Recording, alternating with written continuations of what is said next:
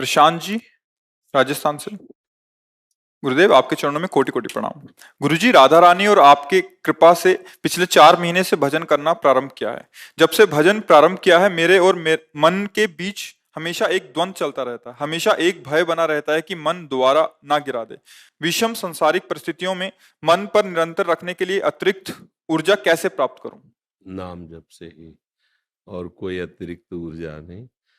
मन तो चंचल सबनते, या को कौन उपाय, साधन को हरि भजन है, कै सत्संग सहाय। अगर हमें साधु पुरुषों का संग मिले और नाम जब चलता रहे तो सब सामर्थ आ जाएगी, क्योंकि आनी नहीं है, आप में जागृत होनी है। देखो प्रभु है ना, ये हम प्रभु के अंश हैं। अब हमें और क्या चाहिए?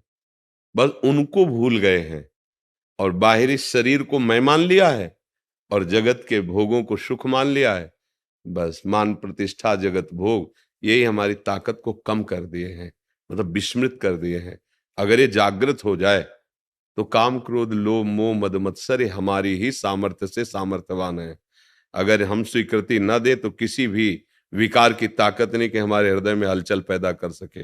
देखो, आप ही स्वीकार करते हैं मैं भोगूंगा ये विषय, जबकि ये चाल मन की और इंद्रियों की है। आप भूल से उसे मैं मान लिए, अब आपको हारना होगा, अब आपको परास्त होना होगा, क्योंकि आपकी स्वीकृति होगी मैं भोगूंगा।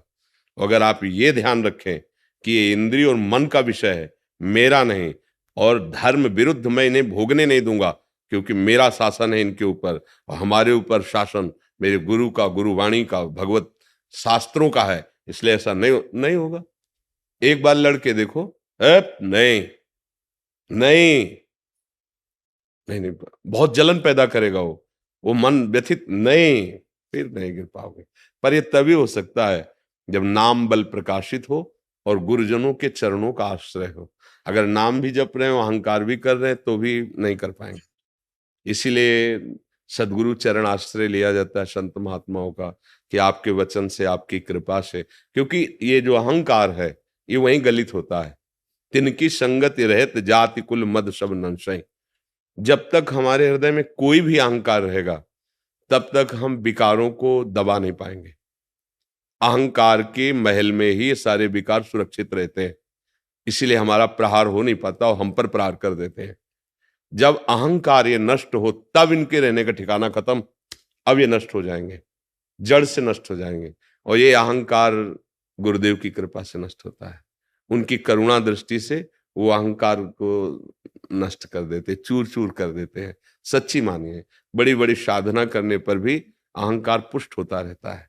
विद्या रूप महत्व कुल धन यौवन अभिमान, सट कंटक देखे जहां, लाहे न भक्त निदान, लाहे न भक्त निदान, स्वांग सब नगर नार के, विषयन हाथ बिकाए नहीं रिझवन भर। ये बड़े महापुरुष के वचन है कि अगर कोई भी अहंकार है, विद्या का, रूप का, गुण का, महत्व का, जाति का, कोई भी अहंकार है, तो भक्ति महारानी आपके हृदय में नहीं रहेंगी। स्वांग रहेगा भक्ति का, और वो स्वांग विषयी पुरुषों, धनी पुरुषों को रिझाने के लिए होगा, ना कि श्री हरि को। भरतार माने होता है हरि। जैसे वैश्या श्रृंगार करती विषयी पुरुषों को आकर्षित करने के लिए, ऐसे भक्ति का स्वांग होगा तुम्हारा धन मान प्रतिष्ठा के लिए, ना कि हरि के रिझाने के लिए। विषयीन हाथ बिकाए नहीं रिझवन भतार के। भरतार कहते हैं प्रीतम पति हरि को। तो ये अहम जो है जब तक है तब तक हमको ये परास्त करता रहेगा। इसीलिए भगवान के प्रेमी जन, इनका चिंतन, इनकी शरणागति, इनके मुख से निकले वचन वही सामर्थ्य दे रहे हैं, ऐसा मानो। जैसे आप कह रहे 4 महीने से मैं भजन, तो मुझे आपके वचनों ने भजन में लगने की प्रेरणा भी दी और सामर्थ्य दी, और विषयों को देखने की सामर्थ्य दी। मन कब विषयों में जाता है ये सामर्थ्य दी, तो अब आगे जीतने की भी सामर्थ्य दे देंगे। मुझे चिंता क्या करनी, अभी निश्चिंत हो जाओगे। कोई भला आदमी तुम्हें निमंत्रण दे, चाहे वो फोन से दे, चाहे चिट्ठी भेज दे, चाहे स्वयं कोई आदमी भेज दे, समझना बात। अब आप आ गए उसके निमंत्रण में, उसने पत्तल बिछा दिए, दोना डाल दिए। अब आप चिंतित हो रहे हो कि कब रसगुल्ला आवे, कब सब्जी आवे, कब। धैर्य रखो, वो धर्मात्मा, उसने अगर निमंत्रण दिया है, दोना पत्तल डाल दिए है, तो तुम्हें भूखा नहीं उठने देगा, वो पवाएगा। ऐसे संसार सागर में हम फंसे हुए थे। उस अव्यक्त परमात्मा की कृपा से वाणी रूपी निमंत्रण पहुंचा, आओ परमार्थ में, चलो परमार्थ में। अब दोना पत्तल भी बिछ गए, ये नहीं करना चाहिए, ये करना चाहिए, ऐसे करने से परमानंद मिलता, ऐसे करने से दुर्गति होती है, दोना पत्तल बिछ गए। अब परमानंद का भोग भी वो पवा देगा, हमें बिल्कुल निश्चिंत रहना है। करो सदा तिनके रखवारी, जिम बालक राखे महतारी। पर हमें थोड़ा युद्ध करना होगा। ना ना ना, व्यतिरेक नहीं नहीं, ये शास्त्र विरुद्ध है, गुरु की आज्ञा के विरुद्ध है। तू चाहे जलाए नहीं, मार भी दे मुझे, तो मैं ये नहीं करूंगा। बस जीत गए, बस यही जीत गए। वो तुम्हारी सामर्थ्य से सामर्थ्यवान है, तुम्हें मार नहीं सकता, तुम्हें जला नहीं सकता। तुम जब तक दस्तखत नहीं करोगे, कोई भी विकार तुम्हारे हृदय को परास्त नहीं, क्षुब्ध करेगा, परास्त नहीं कर सकता। ये बात समझना है। नाम का बल और विवेक दो इस संसार समुद्र से पार कर देंगे। होए विवेक मोह भ्रम भागा, तब सब विषय विलास विरागा।